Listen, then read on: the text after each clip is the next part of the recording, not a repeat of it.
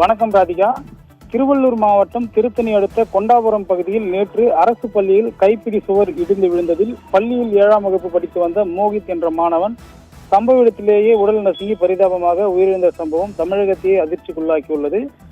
இதுகுறித்து தமிழக அரசியல் கட்சி தலைவர்கள் தனது கண்டனங்களை சமூக வலைதளங்களில் தெரிவித்து வரும் நிலையில் அலட்சியமாக செயல்பட்ட பள்ளி கல்வித்துறை அதிகாரிகள் மீது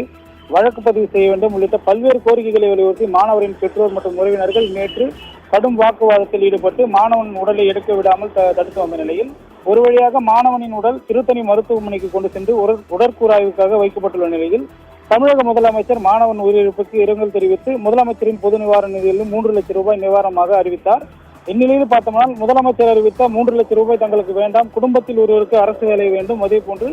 மாணவன் உயிரிழப்புக்கு 1 கோடி ரூபாய் நிதி வழங்க வேண்டும் என்று கூறி அவரது உறவினர்கள் மற்றும் பெற்றோர்கள் மாணவனின் உடலை வாங்க மறுத்து திருத்தணி மருத்துவமனையில் வாக்குவாதத்தில் ஈடுபட்டு வருவதால் அந்த பகுதியில் பரபரப்பான ஒரு சூழல் நிலவி வருகிறது.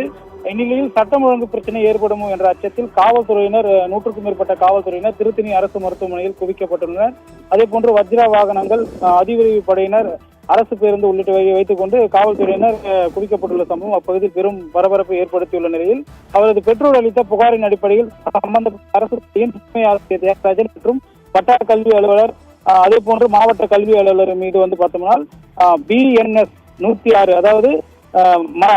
அலட்சியமாக செயல்பட்டு மரணத்தை ஏற்படுத்துதல் உள்ளிட்ட பிரிவுகளின் கீழ் வழக்கு பதிவு செய்யப்பட்டது விசாரணை மேற்கொண்டு வருகின்ற நிலையில் உயிரிழந்த மாணவனுக்கு இழப்பீடாக 1 கோடி ரூபாயும் அதே போன்று அரசு பணி வழங்காமல் மாணவன் உடலை நாங்கள் பெற்றுக்கொள்ள மாட்டோம் என்று கூறி அந்த இடத்தில் அரசியல் பிரமுகர்களுடன் சேர்ந்து உறவினர்களும் வாக்குவாதத்தில் ஈடுபட்டு வரும் சம்பவம் அதிர்ச்சியை ஏற்படுத்தியுள்ளது. ராதிகா.